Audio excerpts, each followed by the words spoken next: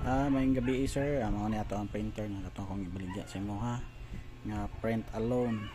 So magamit ko ato ani pa-on sir ha. Wag-on ta first lang.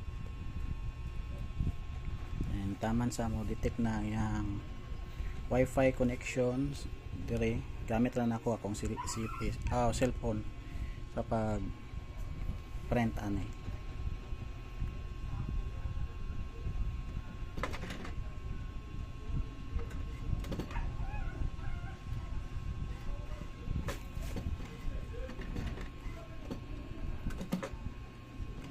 So mag-sample ta og print sir ha. Kani nga pictures ato ang i-print dayon. Gamay lang po nga photo paper atong gamiton kay para iwas pod ta og kuan. Basig sayang pod sa kuan ba sa ink nga basig palit ka nga sayangan ba. So atong ink capacity pa puno pa na sir. Wala pa gyud taksa. So copies na ko ana.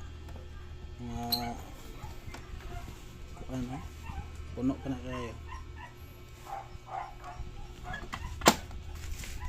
Then sample tag R4 nga photo paper na sa sinaw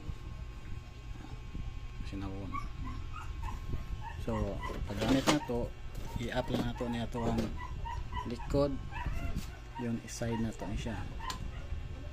Pag side ana na siya sizes sa iyang kuan pero ang pinakaubos lang niya R4 na photo paper. So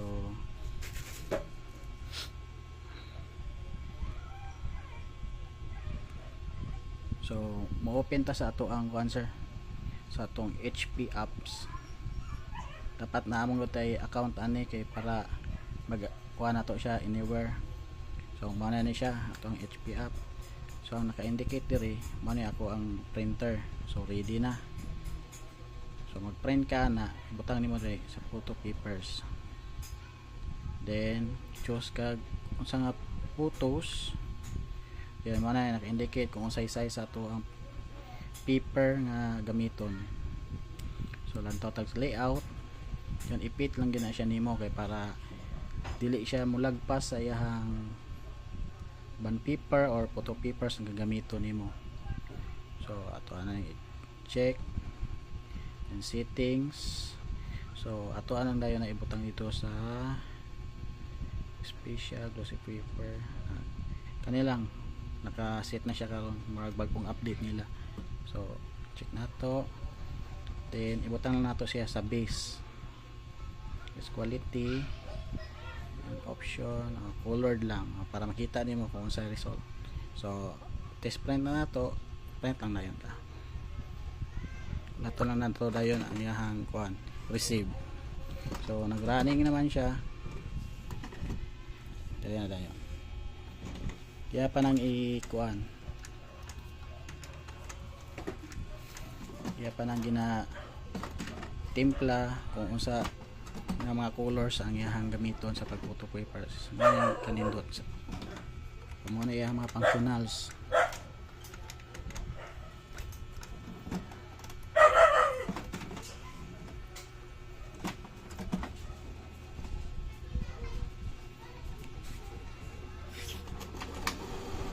So nagsugo na siya print kay nahuman na siya kuan kaning timpla sa photo papers nga ato ang i-print. Okay. Di man siya pas-pas mo print ka photo papers pero kung black siya pas-pas kayo ni siya. Basta photo papers man good need siya og mga kuan tauran.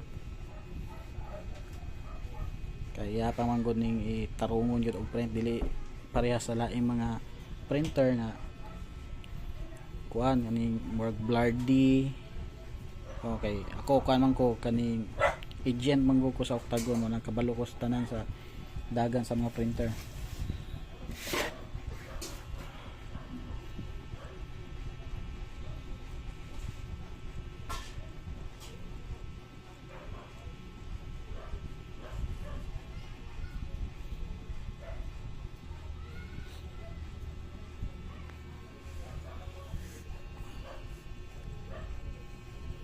So hapit na yung luwa, naka HD man gud to atong kuan gud atong gipa-print. So, na madyo dugay-dugay ito kay full HD man to. Para makita gyud nimo ang quality niya ba. Kay lisod man kung ordinary lang na kuan, ordinary lang nga quality ang ato ang gamiton kay basta ibang kay ka nga bato.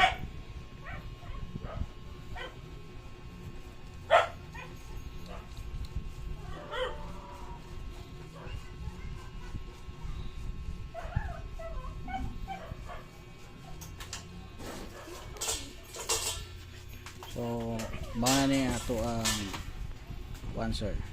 Ato ang na-print. So, tanawan nimo ang iyang textures. Wag na siya kampat. Gwapo kayo. Detail yun kayo siya. Oh. Kung sa may nakabutang sa imong pictures mo to. Pero advice lang nako nimo sir kung magamit man gani kag pictures nga gikan sa digital, mag-adjust lang gyud ka og brightness o mga 20 o 30 depende mo na kay ang sa digital mo gud pag output ana ang gud ang dark, so adjust lang gud ta. Di naman pag may mga cellphone para sa Android na ilahang textures, iyang textures kay kuan kanang dark iyang output, so kailangan adjust yun ta basta magamit ta og mga printers kay ayun na siya. Then kung para dili siya mag kuan, dili yun siya mag blurry kung atong ikuan. So okay na sir, good as new.